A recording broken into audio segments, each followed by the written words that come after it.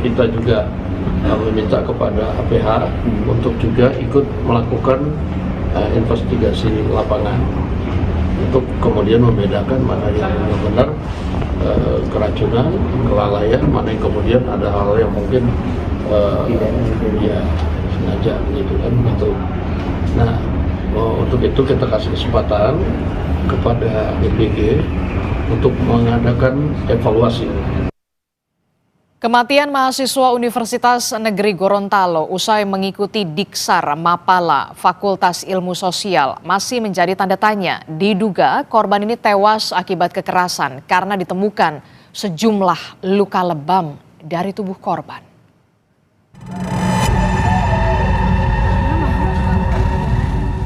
Isak tangis keluarga tak terbendung saat jenazah Muhammad Jackson tiba di rumah duka di Muna, Sulawesi Tenggara. Jackson dinyatakan meninggal dunia usai mengikuti pendidikan dasar Mapala Fakultas Ilmu Sosial di Universitas Negeri Gorontalo pada 22 September lalu. Sebelum meninggal, Jackson sempat dirawat di rumah sakit karena merasakan sesak nafas. Namun keluarga dan rekan korban curiga karena ditemukan sejumlah luka lebam di tubuh korban. Si adik saya itu yang awalnya pergi ke kegiatan tersebut dalam keadaan sehat, akan tapi pas setelah pulang di hari minggunya dia dalam keadaan yang tidak baik, Bang. Di mana di leher sebelah kirinya mulai membengkak, Bang. Cuman yang jelasnya sebelum si korban meninggal dia sempat mengatakan bahwa bengkaknya ini karena diakibatkan oleh tempeleng. Itu sempat dia ketik, Bang, tanpa dia kirim chat. Karena si korban tidak bisa bicara, makanya dia ketik, Bang. Polisi telah memeriksa 10 orang yang terlibat dalam kegiatan Diksar Mapala ini. Di antaranya 1 orang koordinator lapangan, 3 orang senior, serta 6 orang panitia lainnya. Polisi juga akan memeriksa pihak kampus dan peserta lain yang ikut dalam Diksar bersama korban. Kita panggil, kita periksa, nanti akan berkembang kepada teman-temannya, kira-kira untuk yang mengetahui sepanjang perjalanan proses Diksar ini, apakah memang ada tindakan-tindakan yang kira-kira melanggar hukum untuk bisa kita proses terkait dengan kematian almarhum. Pembina Paguyuban Kesatuan Mahasiswa Muna, Lau Awal menyebut telah meminta keterangan dari salah satu panitia Diksar. Dari hasil pemeriksaan ditemukan ada tindak kekerasan fisik saat pelaksanaan Diksar kepada korban dan peserta lain. Saya sudah berbicara langsung dengan Korlap. Jadi pada hari pertama itu saya memanggil Korlap pada saat di rumah sakit itu dan saya menanyakan terkait kondisi di lapangan. Dan korban menyampaikan bahwa ada proses kaderisasi yang berkaitan dengan kontak fisik. Korlap sampaikan senior-senior dan termasuk Korlap sendiri. Kemudian mengaku bahwa itu ada proses fisik menampar korban dan peserta-peserta lainnya. Universitas Negeri Gorontalo menyebut menyerahkan sepenuhnya pemeriksaan kasus ini kepada polisi. Pihak kampus juga menyiapkan sanksi tegas kepada panitia Diksar Mapala Fakultas Ilmu Sosial jika terbukti melakukan kekerasan yang menyebabkan 1 orang mahasiswa meninggal dunia. Tim Liputan Kompas TV.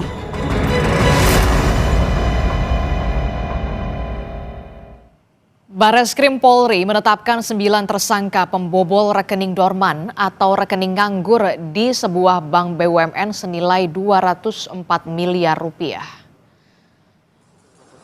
Kasus ini terungkap atas laporan pihak bank pada 20 Juni 2025 dan turut menggandeng PPATK. Menurut PPATK, uang dari hasil pembobolan tersebut dialirkan ke sejumlah rekening penampungan. Uang tersebut kemudian dipecah lagi ke sejumlah rekening lain maupun dompet digital, kemudian dikirimkan ke rekening pelaku. Modus operandi yang memang terlihat jelas di sini adalah kegiatan dengan melakukan upaya pengaburan transaksi keuangan tadi yang kita biasa kenal di dalam modus-modus tindak pidana pencucian uang. Smarting, dia pecah-pecah, dia bagi-bagi, kemudian dia ada U-turn di sana, karena salah satu money malls tadi, rekening yang dipakai untuk menampung dana hasil retas, itu ternyata terindikasi adalah milik pelaku utama tadi.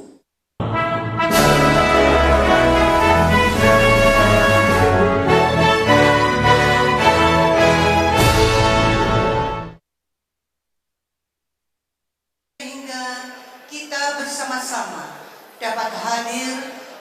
Organisasi Perempuan Mahkamah Agung Dharma Yukti Karini merayakan ulang tahunnya yang ke-23. Perayaan digelar di Balairung Mahkamah Agung Republik Indonesia dan diikuti seluruh satuan kerja Dharma Yukti Karini di Indonesia melalui daring. Perayaan HUT ke-23 Dharma Yukti Karini mengusung tema Melangkah Bersama untuk Kemajuan Dharma Yukti Karini. Perayaan ditandai dengan pemotongan tumpeng oleh Ketua Umum Dharma Yukti Karini, Sri Anggarwati Sunarto, sebagai ungkapan syukur kepada Tuhan Yang Maha Esa atas perjalanan Dharma Yukti Karini hingga saat ini.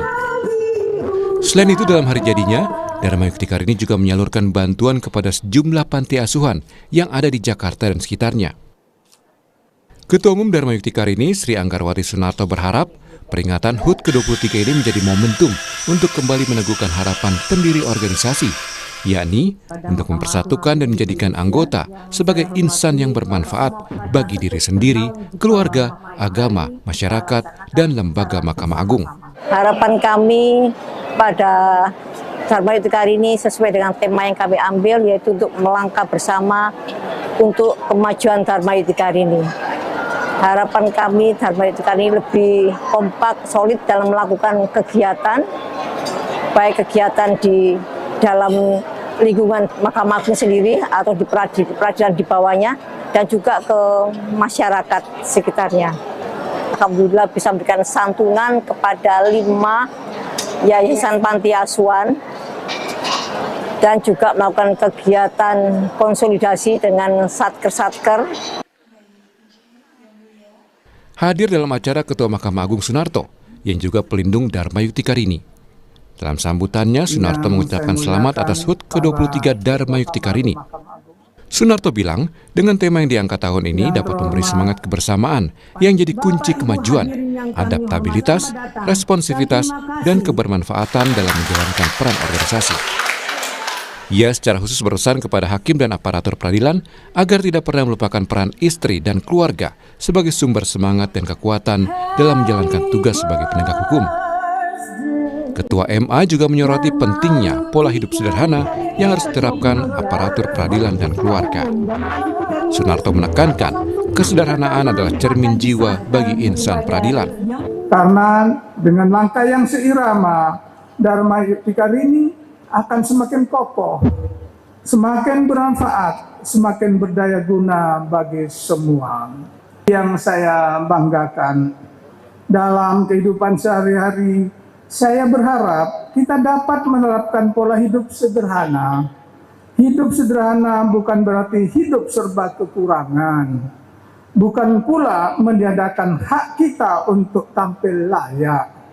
Sederhana berarti menempatkan sesuatu sesuai dengan kebutuhan, sesuai kemampuan, tanpa berlebihan, tanpa pamer atau flexing, dan tanpa membandingkan diri dengan orang lain. Acara ini dihadiri secara langsung maupun daring oleh Wakil Ketua MA Bidang Yudisial Soeharto, Ketua Kamar Mahkamah Agung, pejabat eselon 1 dan 2 di lingkungan MA, dan mantan pengurus senior Dharma Yukti Karini. Yang mulia, yang mulia, berkenan untuk dapat kembali.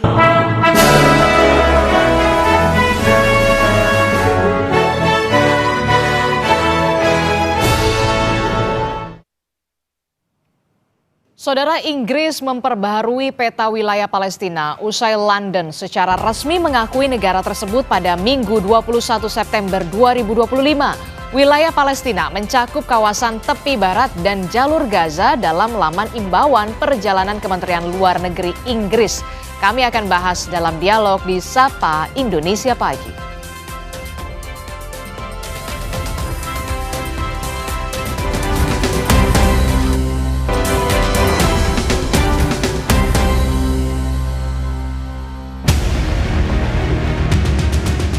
Inggris membuat langkah baru sebagai pembuktian pengakuan negara Palestina.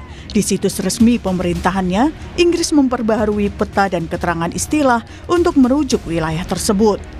Dalam situs Foreign Travel Advice untuk Palestina di situs resmi pemerintah Inggris gov.uk diberi catatan, halaman ini telah diperbarui dari wilayah Palestina yang diduduki menjadi Palestina. I set out in July the terms upon which we would act in line with our manifesto to recognize Palestinian statehood. That moment has now arrived. So today, to revive the hope of peace and a two-state solution, I state clearly, as Prime Minister of this great country, that the United Kingdom formally recognizes the state of Palestine. Pengakuan Inggris ini mengikuti lebih dari 150 negara yang telah mengakui Palestina.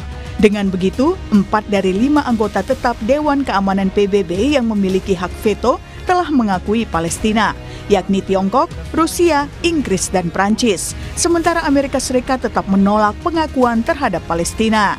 Karena menurut Amerika, pengakuan atas Palestina sama dengan hadiah bagi Hamas.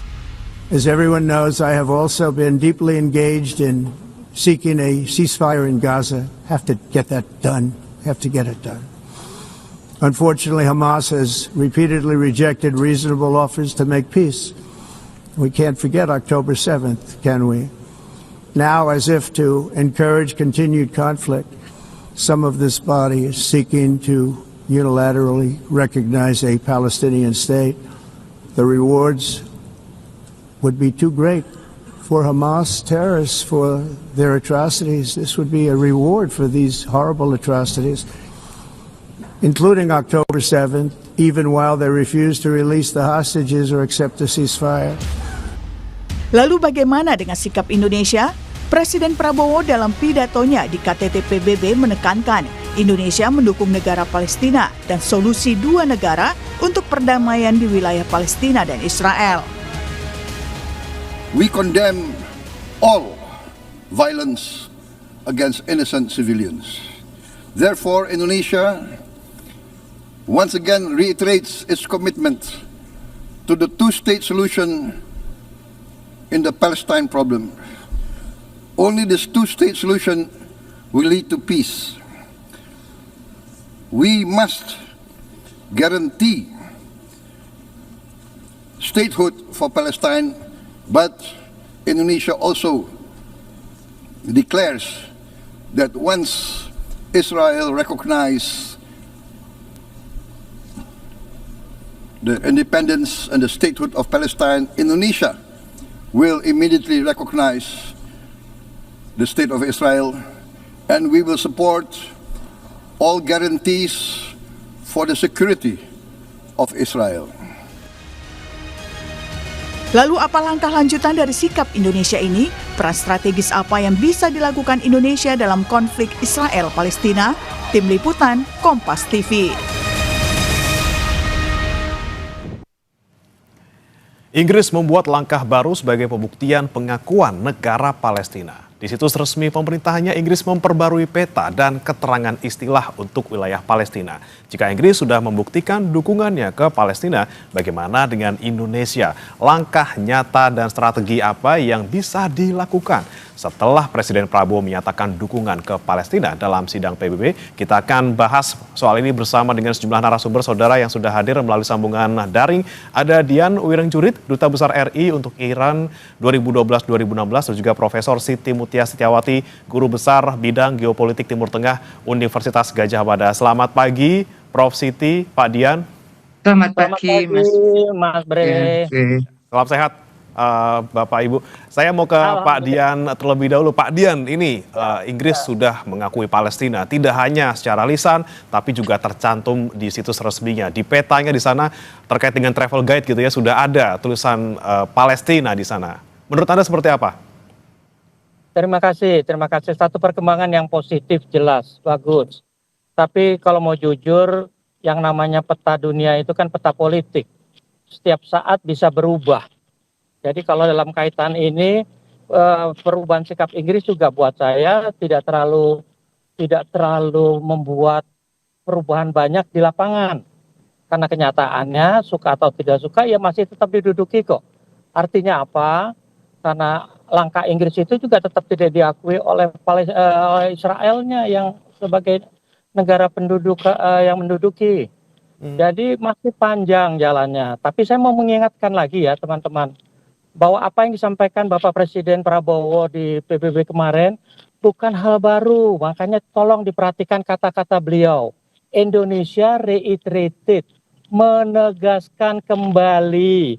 Posisi dasar Indonesia itu sudah dari kapan-kapan ya mengakui Israel. Tidak ada yang baru dan kita pegang konsisten. Two state itu sudah menjadi dasar penyelesaian yang kita pegang.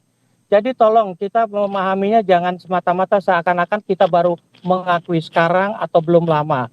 Jadi kita sudah memegang teguh sikap itu. Nah kalau ditanya apa yang bisa dilakukan oleh Indonesia di sana, saya kira terlalu banyak hal yang tidak memungkinkan kita berpartisipasi aktif di lapangan, apalagi dalam mempush Israel. Karena kuncinya ada dua, satu Israel, satu Amerika. Nah selama keputusan politik pengakuan sebuah negara pemegang veto diakui, 4 negara masih belum ada artinya. Amerika harus mendukung.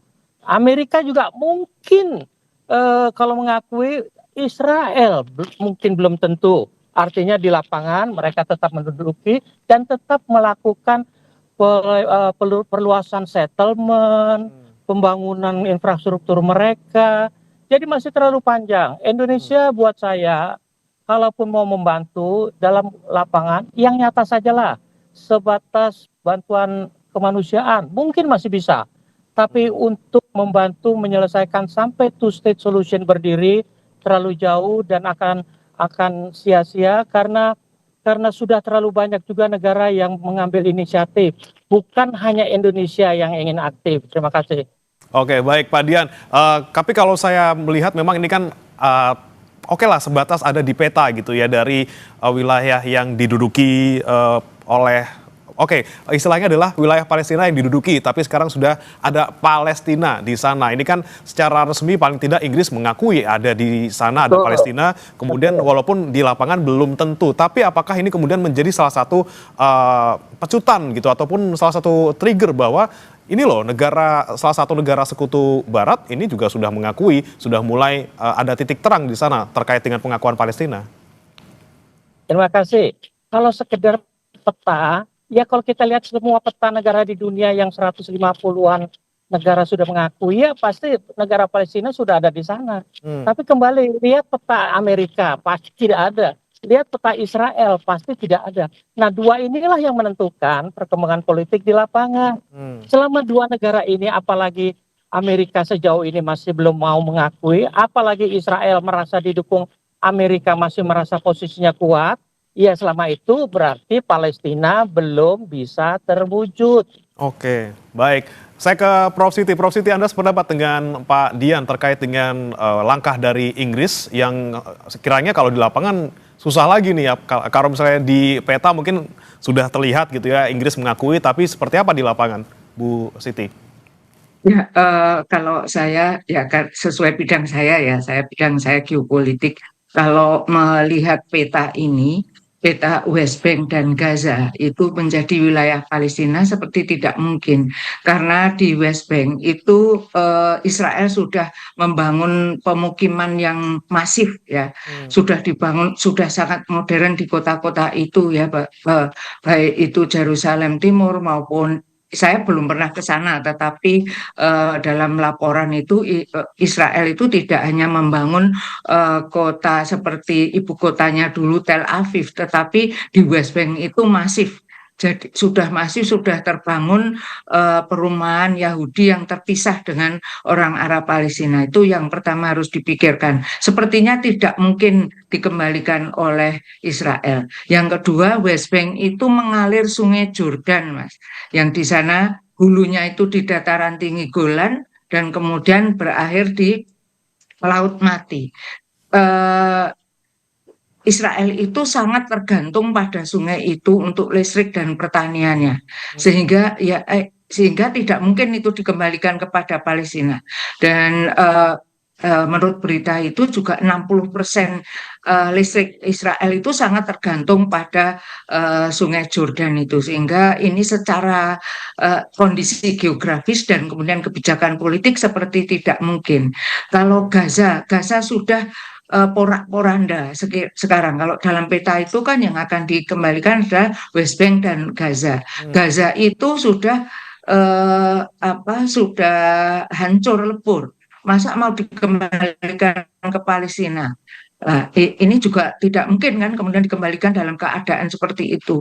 Jadi two-state solution itu harus diikuti dengan solution yang berikutnya. Ingat bahwa pengakuan negara-negara itu hanya pengakuan Palestina sebagai negara. Ya, saya juga di tempat lain mengatakan bukan Palestina sebagai negara yang berdaulat. Nah, kalau sebagai negara kemudian tujuannya langkah berikutnya adalah negara yang berdaulat. Negara yang berdaulat itu harus punya teritori dan penduduk serta pemerintahan yang sah. Ya, jadi Indonesia tetap bisa berperan tanpa mengorbankan banyak hal. Kalau di PBB itu kita mendorong langkah berikutnya adalah two-state solution itu segera diwujudkan wilayah yang jelas, yang clear gitu, yang diakui oleh semua negara. Jadi pengakuan Palestina sebagai negara itu masih sangat awal, masih istilahnya masih mentah. Kan nanti masih dibicarakan lagi di Majelis Umum PBB untuk dimintai persetujuan di Dewan Keamanan PBB. Lah ini tapi sudah langkah lebih bagus ya, artinya ada kemajuan bahwa di seluruh dunia itu orang mengibarkan bendera Palestina, ya itu sudah secara moral itu dukungan yang bagus. Tetapi berikutnya juga harus kemudian Presiden punya konsep apa itu two-state solution, penyelesaian selanjutnya. Gitu, Mas. Ya, Prof Sisi, tapi kalau misalnya tadi Anda sampaikan bahwa nggak mungkin di West Bank kemudian diserahkan gitu ya, kalaupun mau menyerahkan Gaza juga sudah hancur lebur. Tapi seperti apa nih Prof seharusnya yang mungkin harusnya dimiliki oleh Palestina, karena dari peta tahun 1946 saja itu sudah menyusutnya luar biasa sampai tersisa hanya West Bank dan juga Gaza. Kemudian yang paling masuk akal ketika nanti memang Palestina sudah menjadi negara, wilayahnya di mana saja yang bisa diakui sebagai Palestina? Ya, itulah kesulitannya ya. Kalau melihat petanya itu ya, kalau saya lihat dari kajian-kajian semua itu tidak mungkin, tetapi kalau ada gerakan internasional mungkin nasionalisasi ya, seperti dulu kan perusahaan-perusahaan Belanda yang di tempat kita sudah mengakar gitu, kemudian ada tindakan nasionalisasi yang itu dialihkan kepada pemerintah baru Indonesia. Jadi ada istilahnya nasionalisasi, terutama tempat dan PBB yang telah mengatakan bahwa serangan Israel ke Gaza sejak 2023 itu adalah tindakan kriminal yang digolongkan dengan kejahatan perang dan genosida. Itu dulu harus dikejar. Jadi ini hasil dari Komisi Independen PBB loh. Ya, jadi dia mengatakan bahwa ada 3 yang bisa kita tuntut untuk penjahat perang itu, yaitu Isaac Herzog itu Presiden Israel, kemudian Perdana Menteri Israel Benjamin Netanyahu dan Yoav Gallant itu mantan Menteri Pertahanannya. Ini hasil ini harus dikejar dulu. Kalau sudah ini merupakan kejahatan perang, lah itu baru nanti penyerahan wilayah itu bisa. Kalau menanggapi Donald Trump tadi ya, dalam pidato tadi mengatakan kita tidak mengakui karena ini berarti memberi peluang pada Hamas dan harus ada tindakan pelepasan tawanan perang oleh Israel begitu ya. tidak ingat itu Donald Trump. Sebetulnya kan tawaran perang itu hasil dari gencatan senjata tahun lalu itu sudah dilakukan bertahap dan ada 30 orang sekian ya lebih saya exactly saya lupa tapi 30 orang kan jumlah tawanannya itu kira-kira 200. Sudah dilepaskan 30 dan Hamas bilang akan dilepaskan secara bertahap. Tapi ketika proses itu kemudian Israel kembali menyerang dan mencederai gencatan senjata sehingga pelepasan tawanan perang itu berhenti. Jadi proses-proses ini dulu yang dilakukan. Dia kejahatan perang, kemudian proses gencatan senjata permanen, ya, yang kemudian pemulangan juga saya setuju pemulangan tawanan itu, tetapi Israel juga harus mentaati gencatan senjata yang sifatnya harus permanen. Oke, kalau menurut Pak Dian, setuju Pak Dian, kita kalau misalnya ngomongin soal two state solution ini terlalu jauh gitu ya, lebih baik ya kita ngomongin dulu soal kejahatan perang, kemudian gencatan senjata dan juga pelepasan sandera seperti itu. Kalau saya agak dibalik. Pelepasan senjata sandera segala macam bisa kemudian, tapi begini loh, Gaza itu hancur, tepi barat itu sebagian hancur, buat saya itu tidak masalah karena yang penting wilayah itu diakui dulu menjadi Palestina. Pembangunan kembali itu seperti Perang Dunia Kedua atau apapun, ada bisa baca program internasional. Marshall Plan itu membangun kembali yang runtuh, tapi negara-negara yang hancur itu tetap utuh negaranya, batasnya jelas. Nah, kalau sekarang kemudian ada masalah, masih ada sisa-sisa masalah, ada tawanan perang, ada penjahat perang, itu biar urusan kemudian. Kalau saya begini, komite PBB, jangankan komite PBB independen, negara anggota PBB dalam sidang umum sekalipun keputusannya tidak mengikat. Jadi siapa yang akan peduli dengan keputusan komite PBB independen? Sama sekali tidak ada, karena yang pasti Amerika dan Israel tidak mengakui. Tapi catatan saya kedua, tolong diingat, pengakuan kepada sebuah negara belum berarti pembukaan hubungan diplomatik. Pembukaan hubungan diplomatik masih lama, masih mempunyai proses. Inggris pun belum tentu akan segera melakukan pembukaan hubungan diplomatik. Dan kalaupun pembukaan hubungan diplomatik terjadi yang ketiga, belum tentu akan ada pertukaran diplomat dalam bentuk pembentukan kedutaan besar. Jadi buat saya nomor satu memang pengakuan bagus. Artinya wilayah two state itu Inggris sebagai pemegang veto sudah semakin mendekatkan kita. Sekarang tinggal upaya dunia. Bagaimana Amerika diyakinkan sehingga dia bisa menekan Israel menerima keputusan ini. Masalahnya ini politik. Di masa Barack Obama, Clinton, bahkan Biden, sebenarnya peluang itu sudah ada. Semua bubar gara-gara Donald Trump. Terima kasih.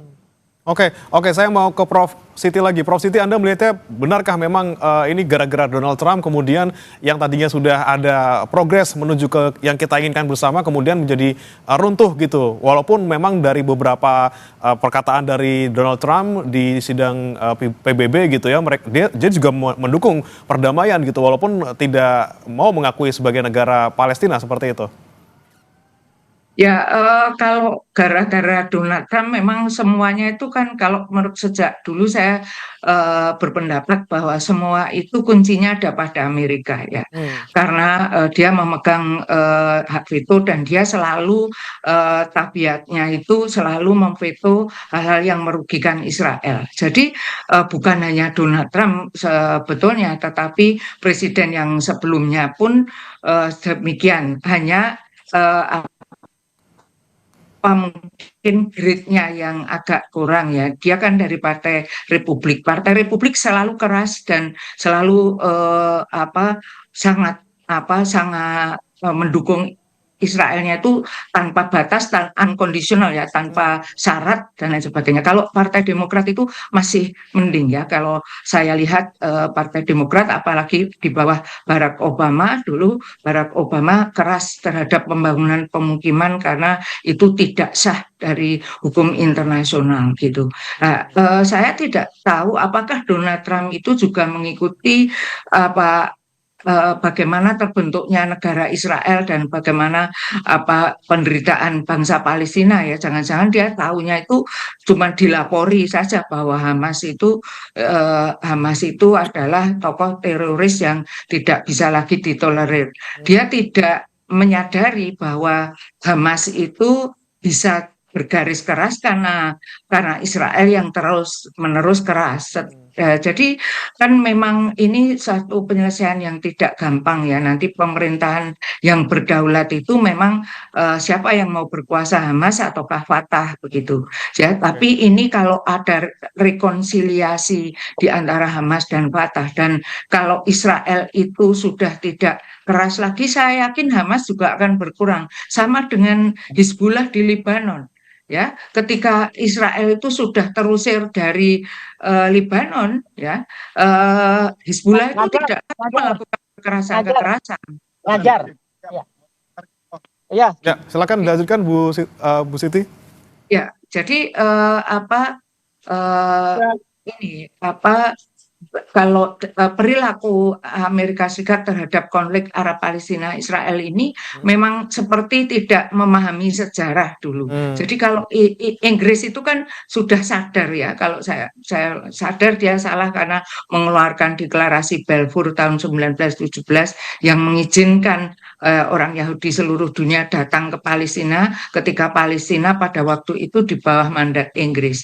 Nah, ini seperti dia kan menebus dosa lah gitu ya, untuk memperbaiki kesalahannya di masa lalu. Tapi kalau Amerika itu kan pendatang baru.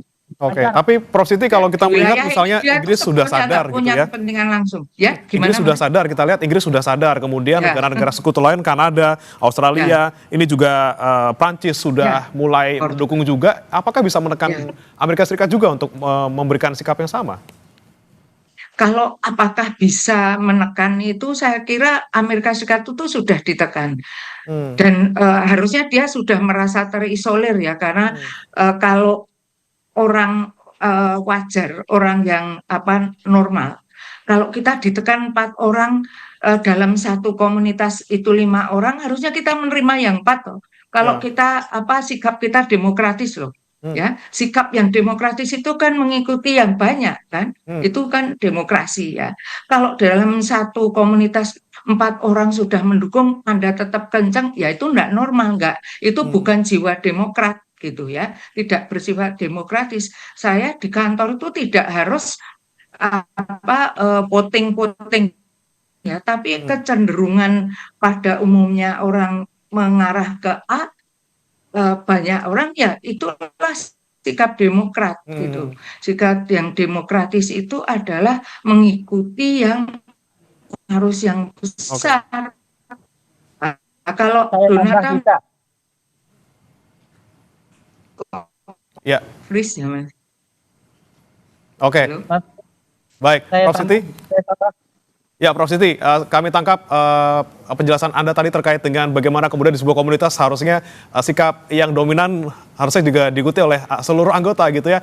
Prof Siti, kita akan lanjutkan lagi setelah jeda, dan nanti saudara kami akan tanyakan juga kepada Pak Dian Wirengjuri terkait dengan bagaimana kemudian Indonesia seharusnya bisa bersikap di mata dunia, apa peran-peran yang bisa dilakukan Indonesia untuk mewujudkan solusi 2 negara Palestina juga Israel. Kita akan bahas usai jeda, tetap di Sapa Indonesia Pagi.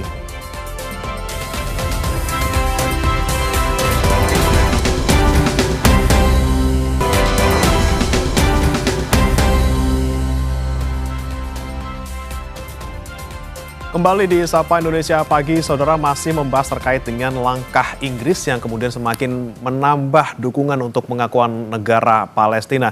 Kembali bersama kami juga ada Prof. Siti dan juga Pak Dian. Saya mau ke Pak Dian. Pak Dian, tadi sempat Anda sampaikan bahwa tidak banyak sebenarnya bisa dilakukan Indonesia. Tapi kemudian kalau Indonesia dianggap tidak strategis gitu ya, kemudian kenapa kemudian kemarin Trump memanggil Pak Prabowo di pertemuan multilateral Timur Tengah, yang mana di sana isinya negara Timur Tengah semua, hanya Indonesia di sana. Apa yang bisa Anda pandang dari Indonesia kemarin bertemu dengan negara Timur Tengah dan juga Amerika Serikat? Teman-teman, terima kasih Mas Bre. Begini loh, pertemuan-pertemuan seperti itu, apalagi di sela-sela sidang, bukan hal yang aneh. Yang dibicarakan juga belum tentu hanya Palestina. Ada yang lebih luas di Timur Tengah. Mungkin juga ada kaitan dengan Iran. Tapi begini loh, upaya diplomatik, saya latar belakangnya diplomatik. Kalau dibilang upaya mendirikan sebuah negara Palestina, ada yang bilang tidak bisa atau tidak mungkin. Buat saya sebagai diplomat, saya harus bilang harus bisa. Karena gini, ketika Sinai diduduki Israel pada perang 67, itu Israel sudah membangun pemukiman, pangkalan militer, pangkalan darat, pangkalan udara, semua sudah dibangun, infrastruktur dibangun. Tapi ketika dikembalikan kepada Mesir pada akibat perjanjian 79, semua dikembalikan, ditinggalkan. Artinya apa? Negosiasi ternyata bisa menyelesaikan tanpa harus ada peluru. Nah, kembali ke peran Indonesia. Teman-teman, saya berkali-kali menyampaikan bahwa tidak hanya menekan Amerika yang amat sangat super sulit, juga Israel, tapi yuk kita mawas diri, sampaikan ke teman-teman saudara-saudara kita Palestina, khususnya Hamas, untuk mawas diri, bahwa kunci penyelesaian ini juga ada pada masyarakat Palestina yang terpecah dan bahkan bermusuhan antara Hamas dan Fatah, yang statusnya masih gencatan senjata karena mereka sendiri berperang. Marilah kita meyakinkan khususnya Hamas untuk mulai meninggalkan doktrinnya. Satu, doktrin kekerasan. Dua, doktrin satu negara Palestina dari Sungai Yordan sampai Laut Mediterania. Tiga, mendirikan negara Islam di situ. Kita harus tegaskan dulu sama Hamas, tinggalkan doktrin itu, bergabunglah dengan Fatah, sehingga perundingan akan lebih mudah, lebih realistis, pragmatis, dan lebih sesuai dengan tujuan two-state solution yang dibayangkan semua negara. Oke, dibandingkan kemudian mengandalkan dukungan ataupun juga pengakuan dari eksternal, konsolidasi internal juga perlu dilakukan gitu ya, supaya bisa mencari solusi seperti itu. Mas Bre, baik. Mas Bre, tambah sedikit, maaf, kalau mau jujur, yang Indonesia itu terlalu jauh. Kalau cuma sekedar dorongan, puluhan negara juga sudah mendorong. Kalau cuma tekanan, puluhan negara juga tekanan. Apalagi kalau cuma doa restu. Yang ada harus langkah konkret, khususnya dalam hal ini penyelesaian internal Palestina. Oke. Penyelesaian internal ya yang kemudian jadi pintu masuk yang paling utama gitu Pak Dian. Tapi Pak Prof. Siti, Anda setuju kalau peran Indonesia terlalu kecil sebenarnya kalau untuk terkait dengan konflik Israel dan juga Palestina? Sebetulnya kecil atau besar itu yang penting adalah sikap mendukung kita ya. Jadi itu yang akan dinilai. Jadi dukungan kita terhadap Palestina merdeka itu sudah memberi identitas politik luar negeri kita yang pro pada perdamaian, pro pada keadilan, pro pada kemerdekaan yang sesuai dengan pembukaan Undang-Undang Dasar 1945. Itu identitas itu penting. Jadi orang tuh melihat Indonesia itu seperti apa sih? Jadi masalah Palestina ini membuat Indonesia jadi terkenal kan, gitu. Kita sudah tenggelam dengan masalah-masalah Laut Cina Selatan, kelapa sawit kita, ya, kita juga merusak ini semua. Itu kan kalau menurut saya dengan adanya masalah Palestina ini, Indonesia sebetulnya jadi dikenal negara yang itu tadi yang selalu pro pada kemerdekaan begitu. Jadi kecil atau besar itu sudah hitungannya apa dulu, kecil atau besar itu. Kalau menurut saya ya itu sudah besar kalau dibandingkan peranan Indonesia di tempat lain ya. Contohnya yang punya masalah seperti Palestina Israel ini kan bukan hanya dia, masih ada Rohingya di Myanmar ya. Kemudian masalah juga kelompok Islam di Cina ya, masih banyak tempat lain, belum negara-negara Afrika ya yang mereka juga sedang perang di antara mereka. Itu kan kita konsentrasi ke Palestina. Nah, menurut saya itu sudah besar gitu, dan itu sudah memberi identitas, sekali lagi identitas politik luar negeri Indonesia yang kemudian menjadi terkenal gitu, kalau menurut saya. Oke, tapi kalau menurut Anda, Prof. Siti, dengan Pak Prabowo kemarin bilang bahwa siap mengerahkan 20.000 tentara, bahkan lebih gitu, tidak hanya untuk Palestina, tapi juga untuk negara-negara lain yang berkonflik di Timur Tengah. Menurut Anda seperti apa? Itu mungkin yang dimaksud pasukan perdamaian ya, Mas. Bukan tentara ya. Kalau pasukan perdamaian itu kita sudah lama tergabung. Mas Bre, setahu saya tidak berbiaya. Jadi itu Prof. Siti bisa dilanjutkan terlebih dulu, nanti baru ke Pak Dian. Silakan, Prof. Saya kira itu ya baik. Ya, jadi pasukan perdamaian itu kita sudah aktif sejak dulu, memang tidak hanya di Timur Tengah tapi di negara-negara Afrika juga ya. Jadi penyumbang terbesar dalam pasukan perdamaian. Yang saya sangat tidak setuju dengan Pak Prabowo adalah janji untuk mengakui kemerdekaan Israel. Kalau Israel itu mengakui eksistensi Israel, kalau Israel juga mengakui Palestina, sebaiknya tidak dikatakan itu karena menegasikan yang telah kita dukung gitu. Oke, Pak Dian, silakan Pak Dian, tanggapannya Pak Dian. Satu, mengenai peacekeeping, Mas, kayaknya halayak mungkin salah paham ya. 20.000 itu bukan kesiapan kita mengerahkan 20.000. 20.000 itu total pasukan kita yang sudah dikirim ke dalam rangka partisipasi peacekeeping force di berbagai negara hingga saat ini. Tolong jangan disalahpahami. Kedua, kalau masalah besar kecil tuh begini. Buat saya, kalau dibilang kita jadi menonjol di kancah internasional gara-gara sambutan Prabowo, dengan segala hormat kepada Bapak Presiden kita, tidak ada yang istimewa. Semua negara, kita hanya heboh di dalam negeri kita. Seakan-akan kita memberikan gaung yang luar biasa kepada masyarakat internasional. Padahal itu gaung itu sudah dari kapan-kapan kita perjuangkan.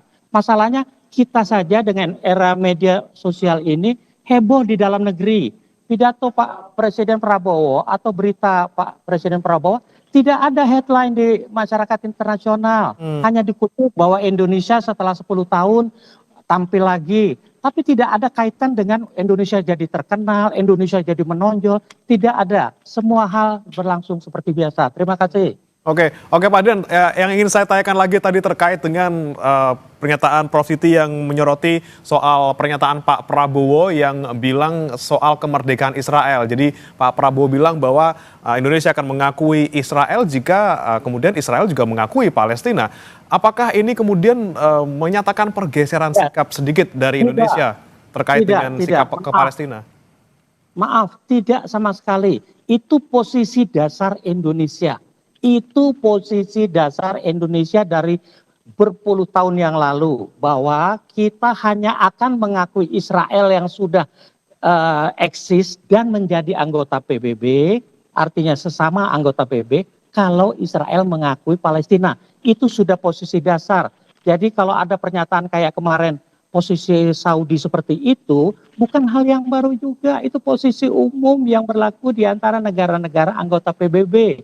Bahwa dalam kasus Palestina, negara-negara seperti Indonesia, Malaysia itu masih tegas sikapnya, akui dulu Palestina oleh Israel, baru kita mau mengakui. Tidak ada yang aneh dengan itu. Itu posisi dasar. Terima kasih.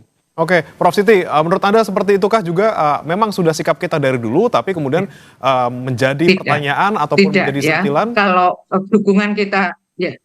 kalau dukungan kita itu purely untuk Palestina, ya konsentrasi dulu kepada Palestina. Tidak, diplomasi itu kan soal harus mengatakan yang benar, tapi tidak semua yang benar dikatakan gitu. Jadi memang ya kita mungkin akan mengakui Israel, tapi nanti nggak perlu dikatakan supaya dukungan kita terhadap Palestina itu bisa utuh gitu. Dan kita kan juga berhadapan-hadapan dengan negara-negara Arab yang sudah menganggap kita bukan akan ya, yang menganggap kita itu pendukung setianya kemerdekaan Palestina. Kemudian dengan pernyataan itu seperti tidak diplomatis kalau menurut saya.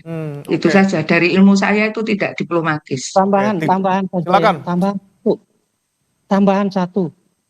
Dari 54, maaf, kedengaran? Ya, silakan Pak Dian. Teman-teman, negara OKI itu lebih dari setengahnya sudah mengakui Israel tanpa mengganggu soliditas organisasi OKI sendiri. Jadi buat saya bahwa Israel mengakui Palestina, bahwa kemudian Indonesia mengakui, itu bisa ada waktu yang tidak dengan sendirinya segera. Semua pertimbangan sudah ada di meja pemimpin-pemimpin kita di Kemlu maupun Presiden. Jadi tolong diingat, pengakuan Israel terhadap Palestina sebagai syarat pengakuan kita terhadap Israel tidak dengan sendirinya harus segera. Saya diplomat, saya tahu apa yang namanya diplomasi.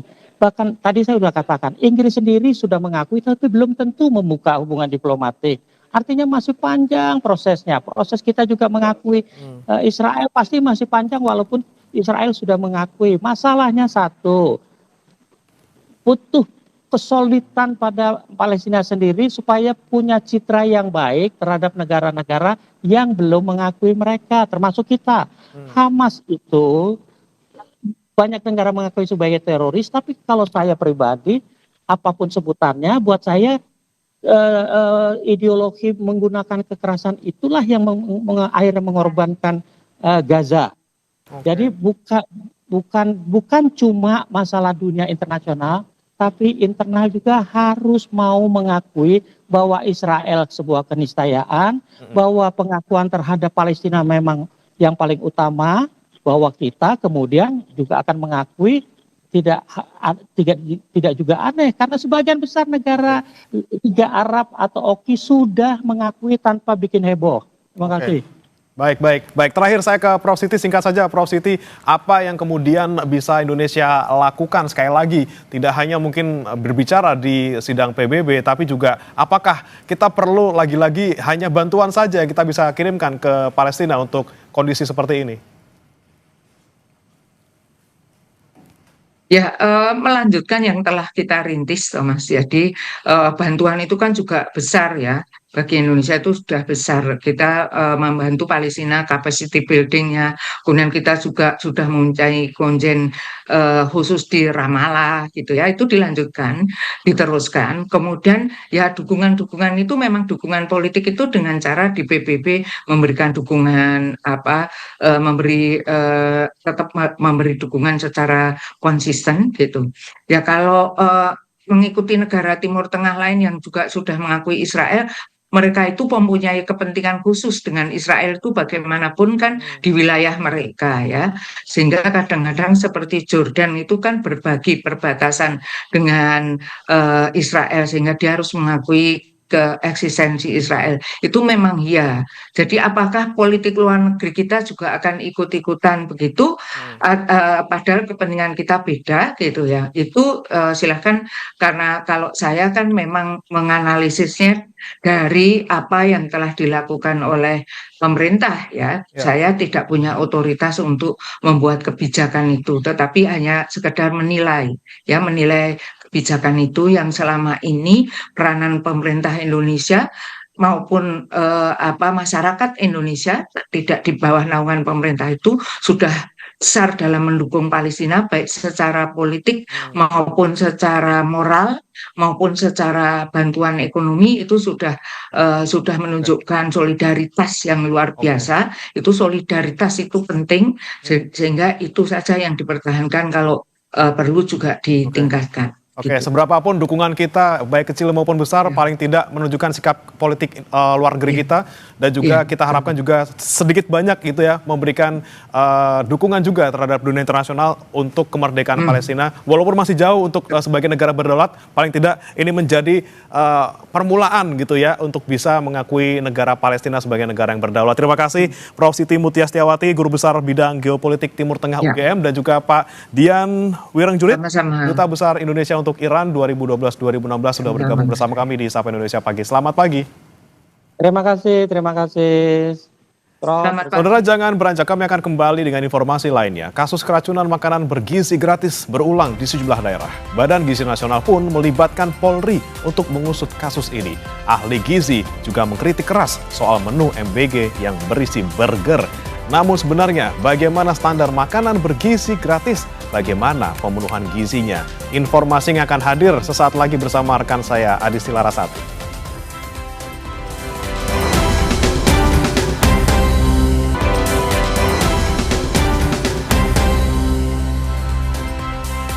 Terima kasih Anda masih bersama kami dalam Sapa Indonesia Pagi. Saudara, kasus siswa keracunan menu program makan bergizi gratis terus berulang di berbagai daerah.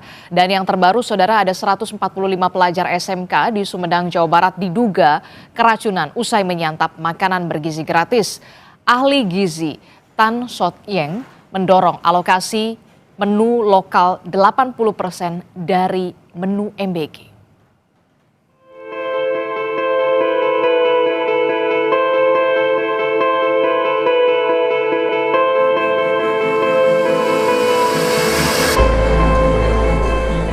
Kasus siswa keracunan menu program makan bergizi gratis terus berulang di berbagai daerah.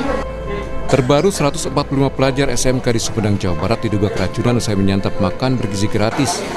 50 diantaranya masih dirawat di Puskesmas Ujung Jaya. Awalnya mereka mengeluhkan mual, pusing, dan muntah usai menyantap makanan bergizi gratis.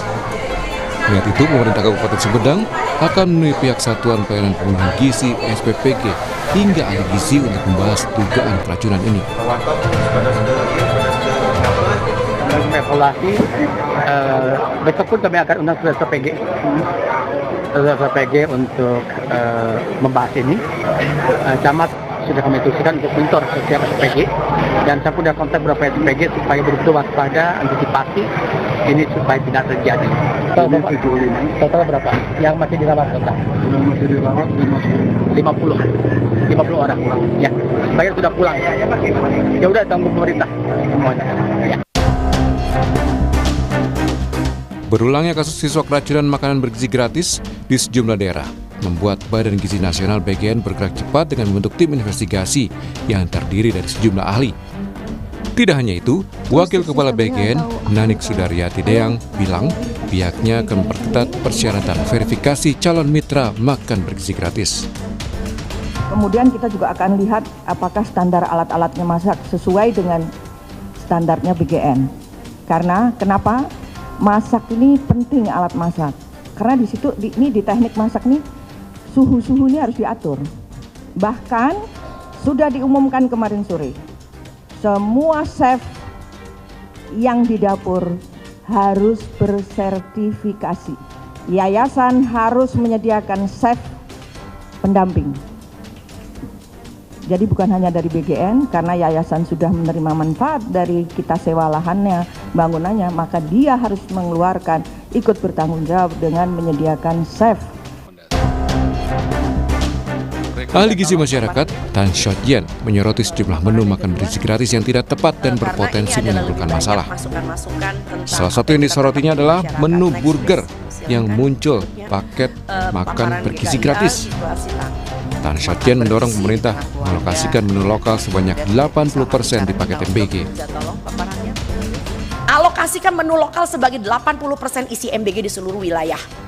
Ya, saya pengen anak Papua bisa makan ikan kuah asam. Saya pengen anak Sulawesi bisa makan kapurung. Tapi yang terjadi dari Lokna sampai dengan Papua yang dibagi adalah burger, di mana tepung terigu tidak pernah tumbuh di bumi Indonesia. Nggak ada anak muda yang tahu bahwa gandum tidak tumbuh di bumi Indonesia. Dibagi spaghetti, dibagi bakmi gacoan. Oh my God.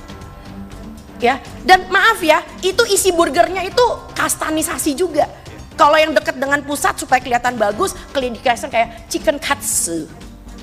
Tapi coba kalau yang di daerah, yang SPPG-nya juga agak sedikit main, dikasih itu loh, benda tipis berwarna pink. Saya aja nggak pernah mengatakan ini adalah daging olahan. Saya aja nista bilang itu daging olahan. Saya nggak tahu itu produk apaan. Itu rasanya kayak karton warnanya pink. Dan buat lucu-lucuan nih, lalu anak-anak disuruh, oke, do it your own. Ya, DIY. Susunnya, ada sayurnya. Astaga, kan bukan itu tujuan MBG. Punten. Ya, dan akhirnya apa? Ini mau sampai kapan makannya burger? Ahli gizi menyampaikan satu porsi menu makan bergizi gratis dapat diisi 4 bahan pangan, yakni makanan pokok sebagai sumber karbohidrat sebanyak 150 gram nasi atau 3 buah kentang berukuran sedang. Lauk pauk terdiri dari protein hewani seperti 2 potong ayam tanpa kulit atau seberat 80 gram dan protein nabati seperti 2 potong tahu atau tempe dengan berat 50 gram. Serta buah dan sayuran sebagai sumber vitamin dan mineral dengan berat masing-masing 150 gram. Fenomena keracunan MBG ini harus menjadi pusat perhatian serius pemerintah. Evaluasi dan pengawasan harus dilakukan mulai dari rantai pasok paling awal hingga saat siswa menerima MBG. Jangan sampai program yang telah menyedot anggaran triliunan rupiah ini malah jadi bumerang bagi gizi anak bangsa. Tim Liputan, Kompas TV.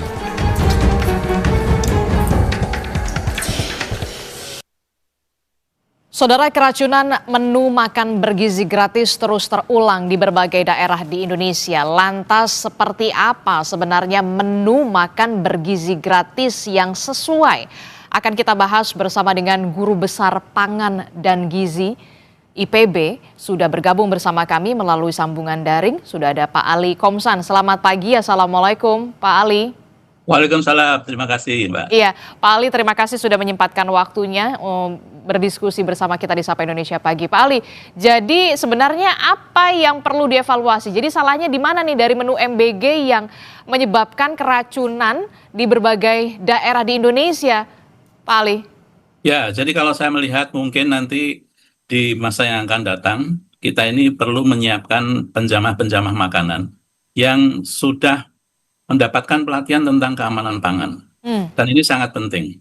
Karena pelatihan keamanan pangan atau sertifikasi keamanan pangan itu bukan hanya perlu dimiliki oleh kepala SPPG-nya saja, tetapi penjamah makanan juga harus tahu teknik-teknik memasak sehingga keamanan pangan terjamin. Oke, sertifikasi keamanan pangan ini meliputi apa saja, Pak Ali? Sertifikasi keamanan pangan itu intinya adalah kemampuan dari penjamah ini untuk mengolah makanan dengan suhu yang pas ya, sehingga indikasi-indikasi bahwa makanan tidak dimasak dengan suhu pas menyebabkan makanan kurang matang dan itu menyebabkan bertumbuhnya mikroba atau bakteri. Termasuk juga bahan baku yang kualitasnya baik dan bagus juga perlu diperhatikan? Ya, itu saya kira merupakan bagian dari bahan pokok yang tentu saja sudah harus diawasi dengan baik. Nah, oleh karena itu distributor atau supplier ini juga harus diawasi dengan baik supaya apa yang dikirimkan ke SPPG itu mempunyai kualitas yang baik. Tetapi tentu saja juga kita harus memperhatikan ketersediaan air bersih yang cukup dan tidak tercemar. Karena air itu bagaimanapun juga merupakan bagian di dalam proses pemasakan makan bergizi gratis. Dan ini tentu saja harus ketersediaan airnya diamati dan memperoleh jaminan bahwa air tersebut aman. Oke, itu kan soal prosesnya ya. Memang penting sekali prosesnya, benar-benar harus ada sertifikasi keamanan pangan di sana, begitu harus benar-benar matang, termasuk soal bahan baku sebagai bahan utama pembuatan MBG. Nah, standarnya ini jadi seperti apa? Apakah perlu kemudian real food begitu ya, atau kemudian ultra proses food begitu? Karena Dokter Tan, salah satu dokter ahli gizi mengatakan, ya masa makannya burger gitu, spaghetti begitu. Kearifan lokal ini harus tetap dijunjung tinggi begitu di Indonesia. Sangat baik bahwa MBG ini mengutamakan pangan lokal karena ini intinya adalah juga sebagian dari pemberdayaan UMKM yang ada di daerah-daerah sehingga ekonomi bergerak dengan maksimal. Saya ingat program PMTAS dulu ya, program makanan tambahan untuk anak sekolah, itu juga mewajibkan pangan lokal sebagai pangan utama yang disajikan di dalam PMTAS. Sehingga pada saat itu penggunaan terigu itu benar-benar sangat-sangat dibatasi karena kita mengetahui kita tidak menghasilkan terigu, ya. Tetapi kalau menghasilkan burger dagingnya saja itu tentu bagian dari apa yang bisa diakses oleh MBG, ya. Jadi misalnya proses pemasakan ayam, ya. Kalau dia menggunakan chicken katsu itu ada tepungnya tapi sedikit. Ayamnya tetap dalam jumlah yang banyak. Sehingga penggunaan tepung itu benar-benar dibatasi sebagai produk yang memang tidak bisa ditumbuhkan di Indonesia. Jadi saya kira keberagaman itu juga akan sangat tergantung pada bagaimana penyusunan menu yang dilakukan dengan siklus 20 hari. Dan itu menunjukkan bahwa sebenarnya MBG ini sudah mempersiapkan siklus yang baik supaya menghindari kebosanan yang akan dialami anak-anak ketika dia mengkonsumsi menu dengan siklus 20 hari. Oke, jadi saya ingin tanya standarnya menurut Anda, Pak Ali, seperti apa sih sebenarnya harusnya menu makan bergizi gratis itu? Jadi kalau kita lihat apa yang disampaikan bahwa menu bergizi gratis menunjukkan keberagaman. Keberagaman itu dicerminkan mungkin disebut 4 sehat, ya. Ada nasi, lauk, sayur, dan buah. Dengan komposisi yang sudah disesuaikan oleh para ahli gizi di MBG. Misalnya nasi 150 gram. Itu kalau anak-anak balita tentu tidak bisa menghabiskan 150 gram. Pasti akan dikurangi. Sehingga porsinya sesuai dengan acuan gizi yang sudah ditetapkan oleh pemerintah. Memang kalau kita lihat dari aspek keberagaman, itu keberagamannya sudah baik. Ada buah, ada sayur, ada lauk, dan kemudian ada pangan pokok. Pangan pokok itu kalau menggunakan kentang, itu juga merupakan bagaimana pemberdayaan pangan lokal di Indonesia. Karena selama ini kita ketergantungan pada beras tinggi sekali, dan mungkin lebih dari 90% kita ini mengkonsumsi nasi. Memperkenalkan pangan pokok non-nasi itu dilatih juga sejak dini. Ya, tetapi kentangnya itu apakah cukup disajikan dengan kentang rebus saja, atau berupa mashed potato yang mungkin bisa lebih dinikmati oleh anak-anak, itu juga tentu saja memerlukan bagaimana pembiasaan mengenal pangan pokok non-lokal. Saya kira salah satu ketidakberhasilan dari diversifikasi saat ini adalah bahwa kita sulit menggantikan beras sebagai pangan pokok. Tetapi ketika ada program MBG yang menyasar anak-anak usia dini dan anak usia sekolah, maka ini kesempatan yang bagus mengenalkan pangan-pangan pokok lokal yang sebenarnya sangat bisa dijumpai di berbagai wilayah. Termasuk juga bagaimana saya ingin mengetahui respon Anda terkait dengan makanan olahan yang kita tahu juga dijadikan menu MBG. Misalkan tadi Anda bisa mengatakan nasi bisa diganti menjadi mashed potato begitu ya, atau bisa nggak sih sebenarnya untuk di beberapa wilayah nasi diganti kentang atau ya sama kentang atau jagung misalkan? Ya. Jagung, kentang, kemudian ubi jalar, itu semuanya adalah produk-produk karbohidrat. Tetapi ketika kita memberikan pangan non-nasi, yang harus diperhatikan adalah bahwa lauk pauk atau kandungan proteinnya harus ditingkatkan. Karena di antara berbagai pangan pokok tadi, yang proteinnya tinggi itu hanya nasi dan jagung. Ya, sehingga ketika kita menggantikan dengan kentang ataupun ubi jalar atau singkong, itu maka kandungan protein dari lauk pauk harus ditingkatkan. Sehingga kalau kita melihat misalnya orang Maluku sebagian makan sagu, kemudian lauknya itu adalah ikan, itu adalah komposisi yang lebih bagus daripada sagu dengan tahu tempe misalnya. Oleh karena itu kualitas protein harus ditambah, kemudian mungkin porsi protein juga harus ditambah kalau kita menggunakan pangan pokok non beras. Oke, pertanyaan saya selanjutnya begini, Pak Ali, seberapa pentingkah kemudian real food di menu makan bergizi gratis dibandingkan menu olahan? Kalau kita bicara apa yang kita konsumsi, pasti semuanya itu menggunakan proses pengolahan, ya. Tetapi dengan adanya upaya-upaya yang dilakukan oleh MBG dengan mengolah dengan beragam menu, itu saya kira sudah memenuhi persyaratan proses pengolahan, ya, yang menunjukkan keberagaman sayur hari ini berbeda dengan sayur yang akan disajikan besok, pengolahan yang disajikan hari ini berbeda dengan yang disajikan besok, dan ini juga merupakan bagian dari pendidikan gizi untuk anak-anak untuk mengenal beragam olahan yang bisa disajikan, dan ini mungkin akan berbeda dengan apa yang biasa disajikan oleh orang tuanya yang kesehariannya makan mungkin ragamnya tidak seberagam apa yang disajikan di MBG saat ini. Dari kacamata Anda, Pak Ali, apa sebenarnya yang harus segera dievaluasi secara menyeluruh dari menurut pandangan Anda, mulai dari hulu sampai ke hilir soal program makan bergizi gratis ini. Jangan sampai kemudian kita tidak mau melihat lagi ada kasus-kasus dugaan keracunan dalam program makan bergizi gratis ini. Ya, jadi untuk SPPG yang sekarang ini bermasalah, tentu saja bisa dilakukan sanksi, misalnya pemberhentian sementara. Pemberhentian sementara? Pemberhentian sementara. Sementara untuk SPG-SPG lain yang tidak bermasalah, tentu harus tetap berlanjut melakukan proses pemberian MBG ini dengan baik. Yang kedua adalah perlu adanya sertifikasi layak sanitasi and hygiene, ya, SLHS, yang itu kemungkinan nantinya harus diwajibkan kepada seluruh SPPG. Karena kita merencanakan membangun SPPG itu sampai lebih dari 30 SPPG. Sehingga kelaikan sanitasi dan hygiene itu menjadi syarat yang perlu untuk ditanamkan kepada semua yang sedang membangun SPPG. Dan kemudian tentu saja pada setiap kasus yang terjadi seperti saat ini, MBG atau BGN harus segera mengemukakan apa sebenarnya penyebab utama dari terjadinya keracunan setelah dilakukan analisis laboratorium terhadap sisa-sisa makanan yang disinyalir menyebabkan keracunan.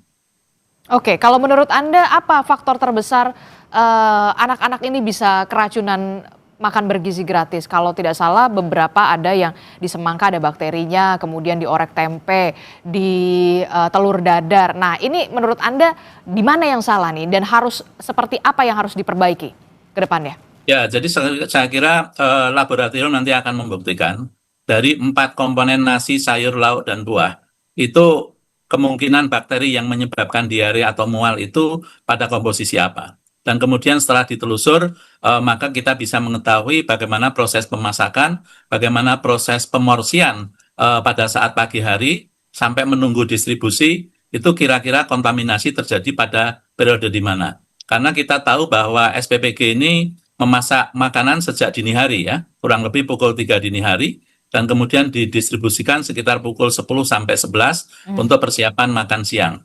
Nah, oleh karena itu tentu ada masa-masa kritis di mana makanan-makanan ini mungkin terkontaminasi oleh mikroba. Jadi saya kira kita tunggu informasi dari kajian lab untuk membuktikan posisi mikroba itu lebih banyak di lauk atau di sayur atau di buah. Nah, untuk buah-buahan tentu saja sebenarnya pemilihan buah-buahan berkulit yang saat ini sudah dilakukan itu sudah sesuai. Misalnya kita memilih pisang daripada semangka yang diiris-iris, ya. Karena semangka yang diiris-iris itu akan mudah basi, sehingga itu menyebabkan aroma yang tidak enak, kemudian rasa asam dan sebagainya. Tetapi dengan memberikan pisang itu oke. Kemarin ditemukan salak, tetapi ada ulatnya. Kalau saya melihat itu, saya kira SPPG memang tidak bisa mengontrol salak itu ketika di dalam masih ada kulitnya. Kita tidak tahu di dalamnya seperti apa. Jadi saya kira itu minor lah, ya, menurut saya, ya. Tapi pilih buah-buahan yang berkulit itu menurut saya masih lebih aman daripada buah yang kemudian dikupas dan disajikan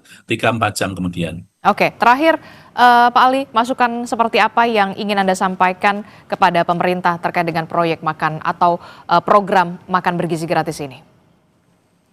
Ya, saya kira menyediakan makanan untuk 3.000 siswa ini merupakan tugas yang luar biasa, memerlukan pemikiran dan kehati-hatian, ya.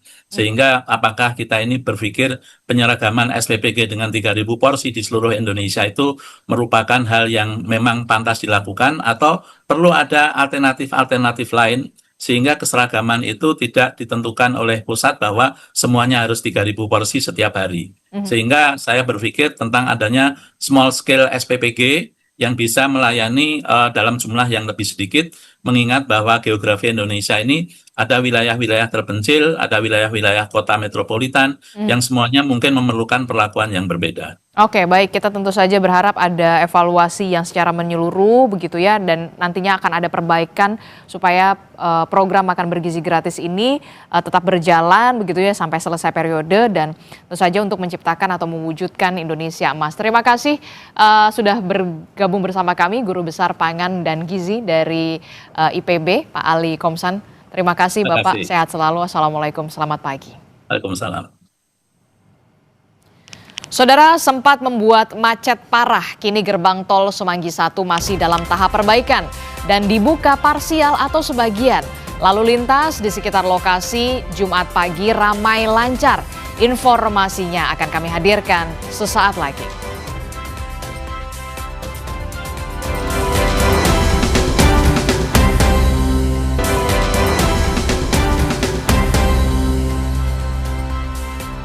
Masih dalam tahap perbaikan, gerbang tol Semanggi 1 dibuka parsial atau sebagian. Lalu lintas di sekitar lokasi Jumat pagi ramai lancar.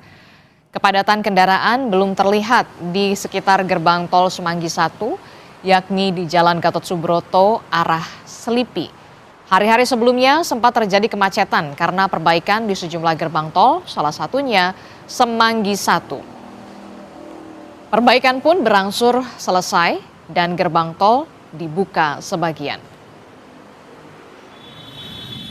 Sementara Gubernur DKI Jakarta Pramono Anung menyesalkan penutupan tol dalam kota yang memicu Jakarta macet parah pada hari Rabu 24 September 2025. Pramono akan meminta PT Jasa Marga untuk bertanggung jawab termasuk soal penanganan macet.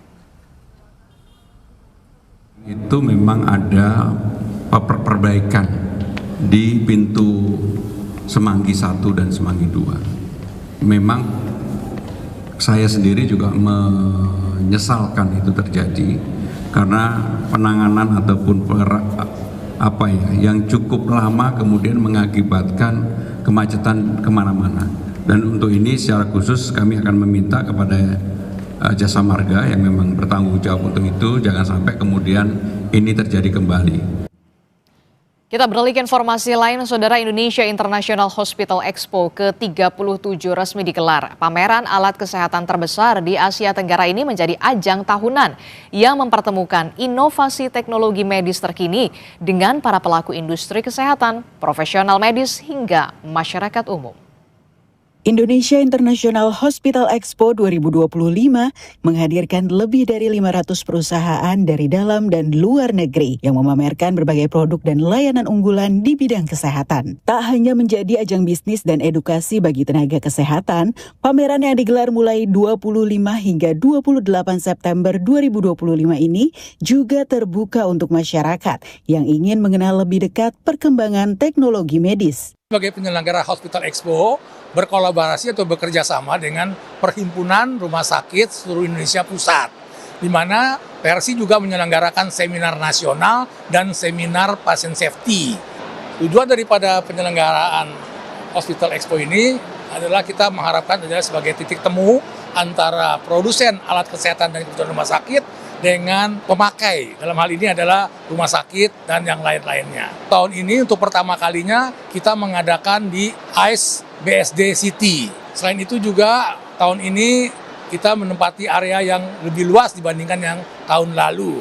Ada inovasi yang baru yaitu robotic surgery, khususnya adalah untuk operasi lutut. Nah, selain daripada pameran alat kesehatan, di tempat ini juga akan ada kegiatan lainnya berupa donor darah bekerja sama dengan PMI Banten. Kemudian juga ada pemeriksaan gratis, kemudian juga ada talk show sebagai edukasi kepada masyarakat. Dan juga ada bedah buku. Target pengunjungnya kita harapkan kurang lebih sekitar 12.000 pengunjung ya untuk totali selama sekian hari itu. Dan saya harap kita lihat di sini, mudah-mudahan itu akan tercapai, bahkan bisa melebihi dari itu. Sebagai bagian dari rangkaian kegiatan, pada hari Sabtu tanggal 27 September 2025 akan digelar peluncuran buku dan talk show kesehatan untuk umum yang menghadirkan para praktisi edukasi kesehatan masyarakat sebagai bagian dari upaya memperluas literasi dan kesadaran hidup sehat. Tim Liputan Kompas TV. Saudara, nilai tukar rupiah meluncur lemah mendekat ke level 17.000 per dolar Amerika Serikat. Rupiah terjerembab setelah Menteri Keuangan Purbaya Yudisadewa mengumumkan akan menarik dolar orang Indonesia yang ada di luar negeri.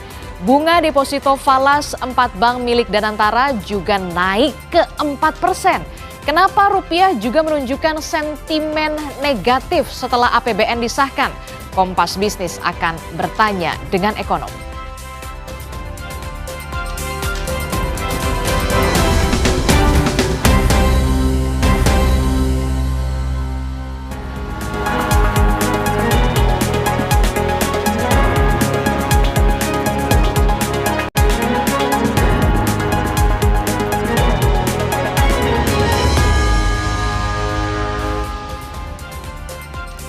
Saudara, Anda menyaksikan Kompas Bisnis bersama saya Putri Oktaviani. Kurs rupiah terhadap dolar Amerika Serikat terus bergerak melemah dalam 5 hari perdagangan terakhir. Ini adalah kurs JISDOR atau rupiah nilai tengah beli dan jual di Bank Indonesia. Kemarin tutup di 16.752 per dolar, melemah drastis dari sehari sebelumnya yang masih 16.600-an. Kami beri catatan saudara, membaca rupiah ini berbeda dengan membaca grafik pada umumnya. Rupiah semakin ke atas grafiknya artinya semakin melemah terhadap dolar Amerika Serikat. Bank Indonesia langsung merespon pelemahan rupiah yang makin berlarut dalam sepekan terakhir. Pagi ini saudara, Jumat 26 September, Gubernur Bank Indonesia Peri Warjio langsung memberikan pernyataan. Pernyataan pertama, Bank Indonesia menggunakan seluruh instrumen yang ada secara bold, baik di pasar domestik melalui instrumen spot, di NDF, dan pembelian SBN di pasar sekunder maupun di pasar luar negeri di Asia, Eropa, dan Amerika secara terus-menerus melalui intervensi NDF. Pernyataan Gubernur BI Peri Warjio kedua adalah Bank Indonesia yakin bahwa seluruh upaya yang dilakukan dapat menstabilkan nilai tukar rupiah sesuai nilai fundamentalnya. Bank Indonesia juga mengajak seluruh pelaku pasar untuk turut bersama-sama menjaga iklim pasar keuangan yang kondusif sehingga stabilitas nilai tukar rupiah dapat tercapai dengan baik.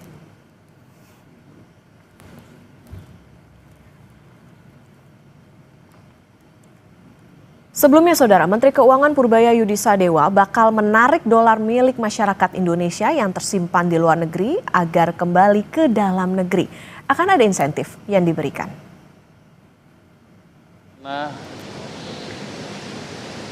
Menarik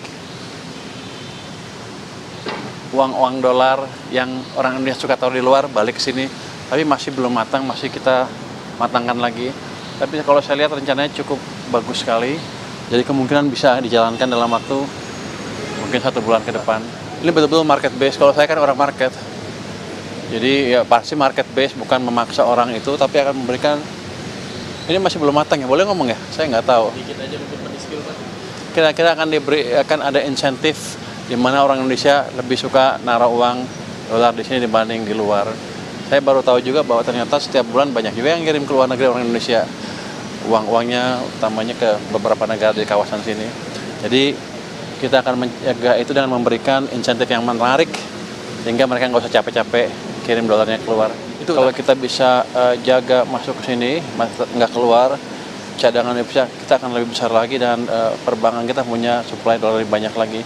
Dan nanti proyek-proyek yang saya hilirisasi kan biasanya perlunya dolar financing kan, dananya ada di sini dengan bunga yang cukup baik dan yang untung adalah perbankan dalam negeri sendiri. Jadi uangnya nggak kemana-mana.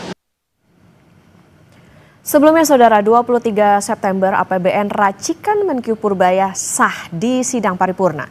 Salah satu yang menonjol adalah defisit APBN yang lebih lebar dari racikan Sri Mulyani, yaitu dari 2,48% menjadi 2,68%.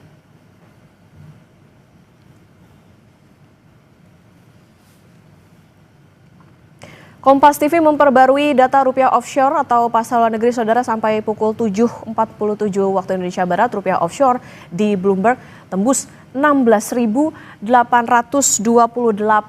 Kami ulangi saudara, rupiah di pasar offshore sudah tembus 16.828 per dolar Amerika Serikat. Bank Indonesia pagi ini juga langsung memberikan statement. Ada apa sebetulnya dengan rupiah yang tidak bertenaga? Kompas Bisnis akan tanya ke Guru Besar Fakultas Ekonomi dan Bisnis FEB Universitas Indonesia, Profesor Telisa Aulia Valianti. Selamat pagi, Prof. Telisa. Selamat pagi, Mbak Okta dan pemirsa Kompas TV. Prof. Telisa, ini pagi hari ini Bank Indonesia memberikan pernyataan merespon rupiah yang melemah. Sudah tepatkah respon Bank Indonesia ini atau justru menunjukkan situasi kepanikan? Oh tidak ya, tentu kita harus menjangkar ekspektasi pasar ya, karena yang namanya nilai tukar rupiah itu kan pasti sangat dipengaruhi oleh ekspektasi dan persepsi pelaku pasar. Jadi justru harus ada statement dong dari regulator yang menangani bidang rupiah ini ya tentunya Bank Indonesia ya. Bank Indonesia harus state bahwa akan melakukan stabilisasi. Jadi artinya bahwa ya pemerintah itu hadir ya untuk menenangkan situasi atau mengurangi volatilitas seperti itu sih. Jadi itu tentunya sudah sewajarnya dilakukan oleh Gubernur Bank Sentral ya untuk memberikan reaksi agar ekspektasi pasar juga terjangkar gitu, bahwa pemerintah itu hadir karena Bank Indonesia tentunya punya fungsi untuk melakukan stabilisasi rupiah seperti itu sih. Jadi itu menunjukkan bahwa memang sudah harus dilakukan ya untuk karena ini volatilitasnya lebih tinggi, tiba-tiba dalam sekian hari kan tinggi, jadi langsung kan harus ada statement seperti itu. Oke, artinya pemerintah hadir bukan menunjukkan situasi kepanikan, justru ini terutama untuk menjaga ekspektasi pasar. Prof, rupiah ini kan tadi dikatakan melemah mendekati 17.000 per dolar setelah APBN racikan Menq Purbaya didukung DPR dan akhirnya sah. Angkanya agresif karena semuanya naik dibandingkan dengan yang diformulasikan Sri Mulyani. Apakah ini juga jadi salah satu faktor rupiah melemah, Prof? Tentu bukan satu-satunya ya. Kalau dikatakan salah satu ya kemungkinan ada, karena kan memang profil postur fiskal kita tuh kan defisitnya meningkat ya kan. Nah ini yang biasanya kan memang teorinya seperti itu. Kalau misalkan suatu negara itu defisitnya meningkat ya ada ekspektasi sustainability fiskalnya akan berkurang sehingga itu mengurangi sovereign ratingnya dari indikator yang terkait dengan sovereign ratingnya ada sedikit pengurangan. Nah itu buat investor ya menjadi sensitif dan itu bisa menimbulkan capital outflow. Kalau terjadi capital kan rupiah akan melemah. Seperti itu. Jadi kalau defisit fiskal suatu negara itu meningkat, memang itu indikator juga buat investor ya, terutama untuk pemegang obligasi. Karena nanti bagaimana sustainability dari obligasinya itu akan ditentukan oleh profil defisit. Meskipun benar kita masih aman di bawah 3%, tapi kan ada kenaikan di sini. Oleh karena itu investor menunggu nih wait and see lah. Nah, mereka biasanya saat wait and see juga itu tadi melakukan capital outflow, ditambah bunga kita turun kan. Jadi ini bersamaan banget. Jadi memang bukan satu-satunya faktor, tapi satu defisit fiskal. Terus kedua, kalau kita lihat emang ada capital outflow di obligasi nih. Kemarin 41T ya secara akumulatif gitu, untuk equity sudah 11T. Nah, itu kan ada capital outflow. Nah, tekanan kepada rupiah tentunya semakin tinggi gitu. Jadi ada kombinasi antara faktor eksternal dengan faktor internal. Nah, di internal tuh ya tadi kebijakan-kebijakan yang belakangan investor masih meragukan gitu. Meskipun banyak yang bagus juga kan, awal-awal sentimennya positif, tapi setelah postur 2026 yang akan lebih jangka menengah itu di jangka menengahnya melihat misalkan teks kita tidak terlalu naik gitu ya. Nah, akan dibiayai oleh apa?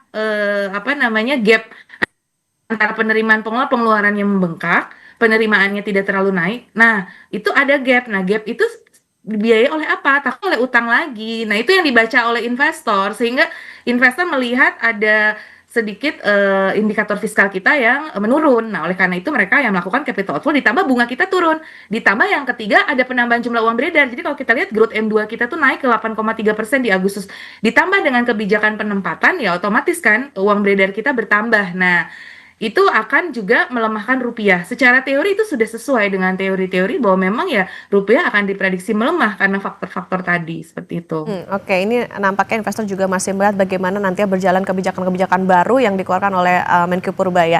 Nah, Prof, tadi soal defisit yang dilebarkan, artinya begini, defisit ini kan defisit APBN ditargetkan naik, jadi dari 2,48 ke 2,68. Defisit ini juga kalau kita ingat ini nggak sejalan kayaknya dengan keinginan Presiden Prabowo, yaitu 0% dalam 2 tahun. Apakah ini kayaknya nih market lagi bingung kemana sebenarnya arah APBN kita? Apakah market juga alergi terhadap pelebaran defisit ini?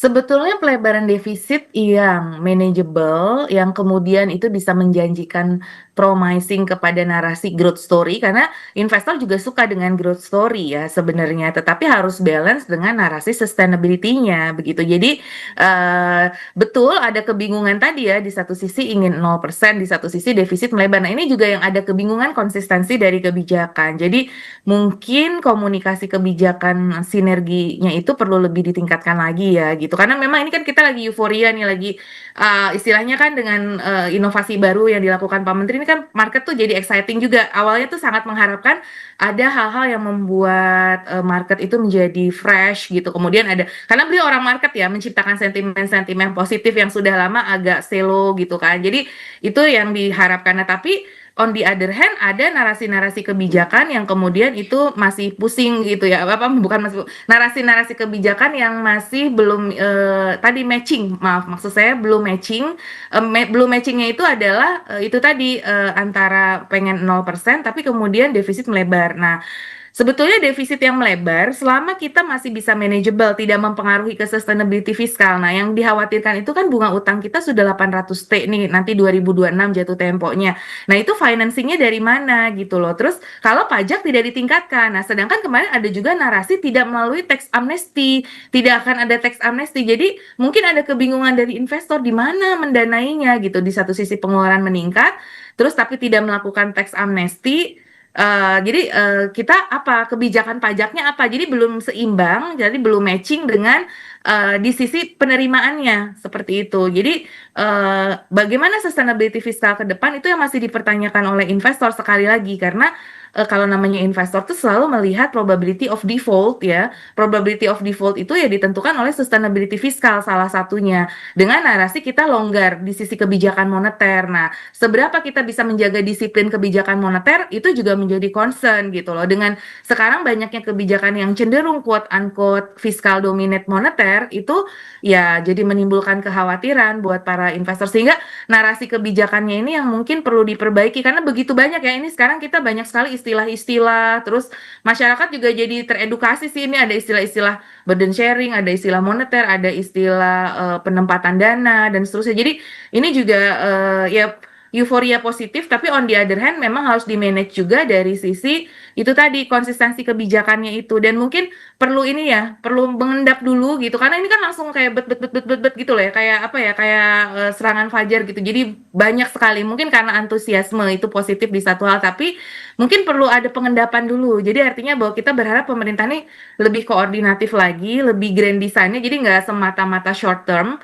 jangka menengahnya juga harus dipikirkan karena short term itu ya bisa positif dalam jangka pendek tapi nggak bertahan lama nanti kemudian orang kembali lagi ke struktural fundamentalnya ternyata nanti khawatir lagi dengan struktural fundamentalnya seperti itu istilahnya isi kami sigo ya Prof makanya tadi harus ada komunikasi yang sinergis antara Presiden dan juga Menteri Keuangan soal tadi harus ingat juga nih kita punya bunga utang yang nunggu gede hampir 800 triliun. Oke, Prof yang menarik kan nggak cuma APBN, Menko Purbaya juga bilang ini bakalan menarik dolar warga Indonesia yang ada di luar negeri dengan kasih insentif. Keinginan Menko Purbaya ini bagus atau enggak dalam konteks rupiah?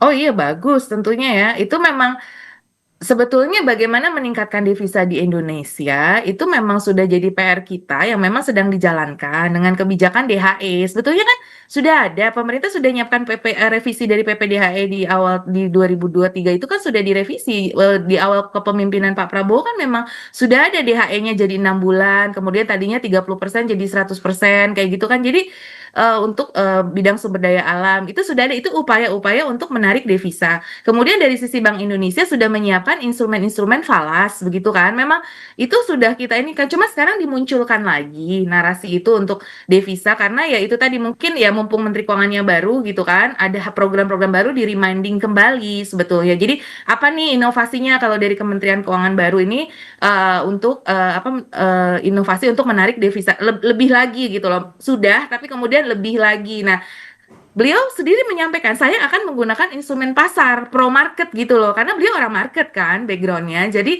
setuju bahwa butuh insentif kan jadi jangan dipaksa kan DHE itu seperti gini devisa ekspor itu kan oke, Anda taruh uang dolar di kita kita parkir di kita tapi kita memberikan insentif gitu kan nah tapi harus melalui market base gitu. Nah kemarin kan yang diluncurkan suku bunga falas untuk BUMN, simpanan falas BUMN itu naik dari 2 sampai 4. Nah, apakah itu pro market pertanyaannya? Karena itu khusus BUMN saja. Gitu loh. Dan itu harus dipertimbangkan dulu. Jadi kalau menurut saya sih harusnya butuh pengkajian dulu gitu. Beliau tentu sangat prominent di bidangnya tapi tetap perlu kajian dulu supaya ini benar-benar pro market. Karena ini kalau beneran pro market kan market harusnya nggak react negatif gitu loh. Nah, karena ini khusus untuk BUMN, nah bagaimana dengan bank swasta dan lain sebagainya? Jadi itu menurut saya tidak terlalu pro market juga gitu loh. Jadi definisi pro marketnya dalam implementasi kebijakannya harus betul-betul dirumuskan dulu. Jadi jangan langsung, maksudnya memang butuh cepat, tapi kan antara kecepatan dengan ketepatan itu juga harus kita jaga begitu Prof, kan. yang tarik dolar itu kan targetnya implementasinya dalam 1 bulan, ini terlalu jedar-jedor nggak nih kira-kira? Iya, bisa dikatakan demikian. Makanya perlu pendalaman karena biasa kalau launching suatu kebijakan, pengalaman kami di kebijakan itu tentunya biasanya ya butuh pengkajian dulu nih kita mau meluncurkan kayak waktu kebijakan DHE ya, sepengetahuan kami waktu kebijakan DHE itu ada kajian akademiknya dulu gitu. Oh, ini kita mau kebijakan DHE ini seperti apa? Kita bicara dengan para pelaku untuk dapat masukan-masukan, bicara dengan akademisi, bicara dengan expert-expert dari dalam dan luar negeri. Kebijakan ini gimana? Kita FGD dulu. Biasanya seperti itu sih. Nah, saya nggak tahu kalau di yang sekarang kan mungkin butuh kecepatan, tapi tadi sekali lagi kecepatan versus ketepatan itu ya harus diperhatikan ya, sehingga reaksi pasar kan jadi seperti ini. Jadi ya mungkin perlu jadi masukan lah. Jadi kami juga pikir tentu dari sisi pemerintah kan terbuka terhadap masukan-masukan ya. Jadi masukannya ya harus dikaji lebih dalam lagi. Apakah kebijakan dari langsung 2 ke 4 itu adalah betul-betul pro market gitu. Kita betul mencari kebijakan pro market seperti wali amanah ya. Misalkan kita orang-orang eksportir itu kenapa naruh uangnya atau orang-orang Indonesia pengusaha kita masih banyak naruh dolar di luar negeri? Karena kan di luar negeri itu hub ya. Mereka fasilitas yang diberikan sudah sangat super banget memenuhi kebutuhan-kebutuhan dari para eksportir dan importir seperti LC dan sebagainya, tied dengan LC. Nah, itu bagaimana network dengan negara lain. Terus kemudian juga keamanan hukum itu juga selalu menjadi pegangan karena orang mau naruh dolar di negara yang bisa dipercaya dari sisi keamanan dan kepastian hukumnya. Itu juga harus kita perbaiki. Terus wali amanatnya terpercaya atau tidak, trustinya. Nah, kita siapkan trustee yang memang Indonesia itu bisa dipercaya. Berbagai World Management Office ya, World Management Office kemarin ada edukasi-edukasi juga tentang World Management Office itu memang banyak di luar gitu. Nah, kita harusnya mampu. Dulu kan Pak Luhut juga sempat menyampaikan pengen bikin Family Office, World Management Office di Indonesia supaya orang parkir duit di sini. Nah, itu kan kita siapkan gitu loh. Jadi nggak bisa kayak langsung apa ya tadi jedor itu tadi gitu loh, butuh planning. Perlu Kita udah kajian. bikin dulu nih settlementnya. BI kan waktu itu sudah bikin tuh settlement clearing waktu era Pak Jokowi itu ada launching. Nah, itu kan juga bagus settlement clearingnya gitu. Untuk itu sudah bagus, sudah ada. Jadi itu memfasilitasi agar ada kemudahan-kemudahan transaksi dari dolar ini, kita siapkan infrastrukturnya. Jadi nggak bisa hanya main suku bunga, tapi suku bunga yang dipaksakan gitu ya. Jadi itu mungkin sudah benar, tapi supaya tidak mendistorsi pasar, desain suku bunganya itu seperti apa mungkin perlu dibahas juga supaya tidak mendistorsi pasar seperti itu Oke, sih. Prof, termasuk juga naikin bunga deposito falas dari 2% ke 4%, ini kira-kira bakal ngerusak pasar dan persaingan bisnis yang sehat nggak sih antara Bank Himbara misalnya dengan swasta? Iya dong, karena kan itu hanya berlaku untuk BUMN saja. Terus bagaimana dengan bank swasta? Ini kan jadi crowding out, takutnya crowding out buat bank swasta jadi kesulitan likuiditas falas ya. Jadi ya makanya ini nggak pro market bener-bener sih kalau hanya untuk bank BUMN seperti itu. Makanya bagaimana dengan bank swasta? Jadi makanya perlu dibicarakan terlebih dahulu lah bagaimana desain yang tepatnya, perlu ngobrol selain sama Himbara ya tentu sama pelaku-pelaku dari asosiasi bank-bank swasta ini juga harus diajak bicara seperti itu. Jadi tadi reaksinya itu juga harus dilihat ya gitu ke pasarnya seperti Oke. itu. Oke, baik Prof Teresa, nanti kita lanjutkan kembali dan saudara tetap bersama kami di Kompas Bisnis.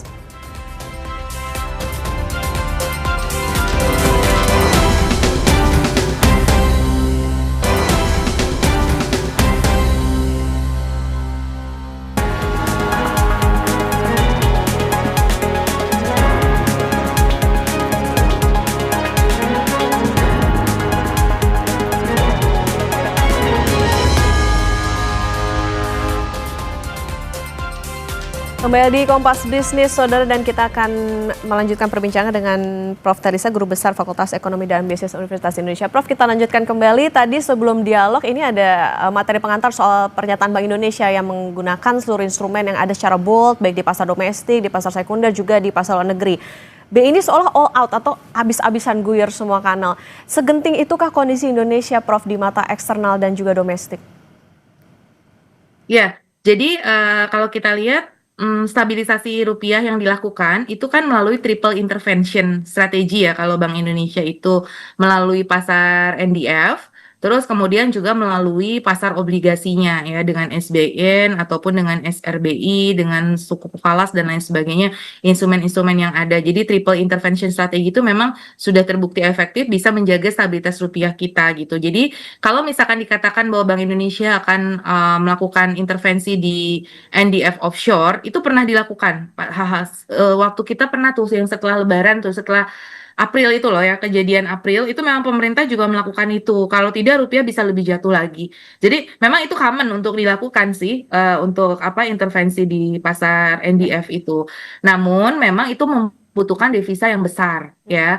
Sedangkan memang devisa kita belakangan agak tergerus. Kalau kita lihat tren data devisa kita itu trennya menurun terus ya, walaupun masih pada posisi yang aman ya, di atas 3 bulan impor dan pembayaran utang luar negeri menurut standar IMF.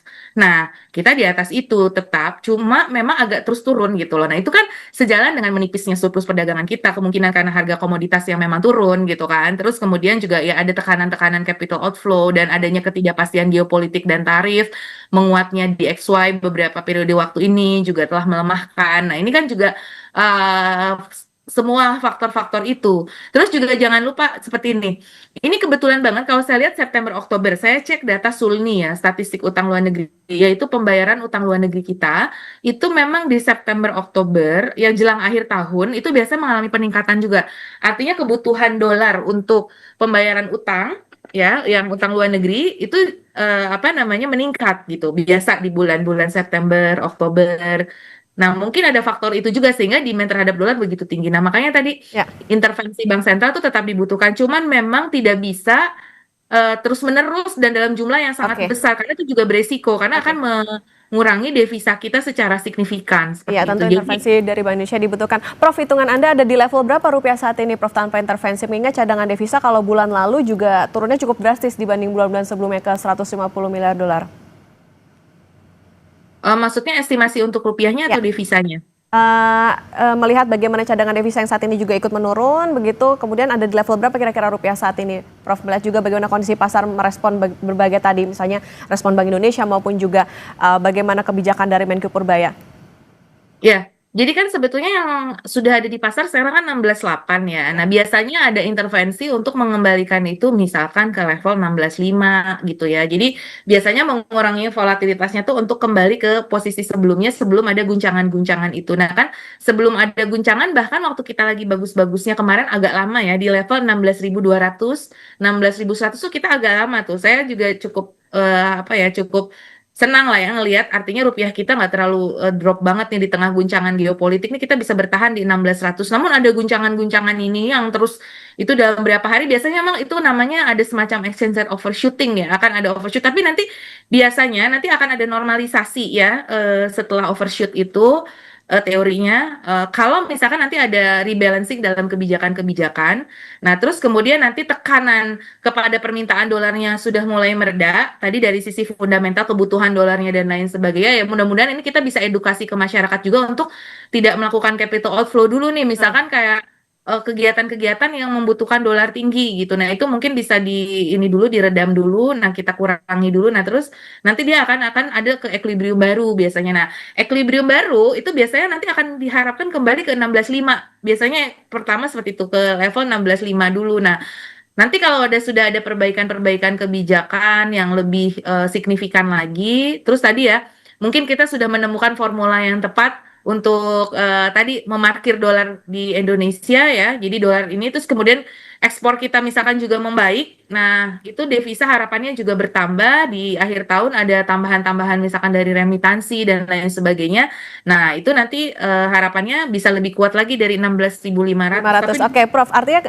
begini, ini kan karena ada intervensi begitu, ini udah mau dekat lagi ke 17.000, artinya kalau tanpa intervensi bisakah menuju ke 17.000, Prof, karena ini udah 16.800. Oh iya, bisa-bisa aja kalau tekanannya itu semakin kuat ya di akhir tahun ya. Jadi, tapi kan karena intervensi pasti itu kan kayak 17.000 tuh kayak level psikologis ya. Iya. Itu pasti Bank Sentral akan menjaga agar tidak lewat dari level psikologis itu selama dengan devisa yang ada itu tidak mengganggu dari nanti kestabilan devisanya ya. Jadi selama itu masih bisa kita bayar at all cost gitu, ya itu dilakukan. Tetapi kalau misalkan nah tapi mudah-mudahan, nah pasti saya yakin sih pemerintah juga akan terus untuk memantau sinergi ya, terutama di KSSK ya, Komite Stabilitas Sistem Keuangan, di mana di situ sinergi antara Bank Indonesia dengan pemerintah gitu, di situ dengan Kementerian Keuangan, Kemenko Perekonomian, semua ya kita harus memantau itu ya, LPS dan seterusnya. Jadi itu bersama-sama biasanya sih di KSSK kalau kayak gini akan ada rapat dan kemudian bagaimana kebijakan sinerginya untuk mengembalikan ke tingkat yang tadi, ke level menjaga fundamentalnya. Kan bahasanya Pak Gubernur BI kan bagaimana menjaga rupiah itu pada fundamentalnya gitu. Jadi ya kalau fundamentalnya memang kita melemah ya memang melemah, cuma melemahnya itu jangan sampai terlalu overshoot sekali gitu loh. Itu yang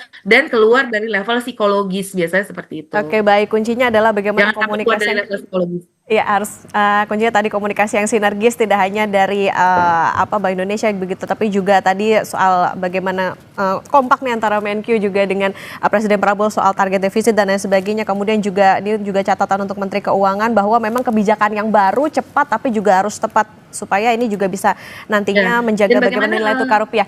Ya, terima kasih Prof. Telisa Aulia Valianti, Guru Besar Fakultas Ekonomi dan Bisnis Universitas Indonesia, sudah bersama di Kompas Bisnis.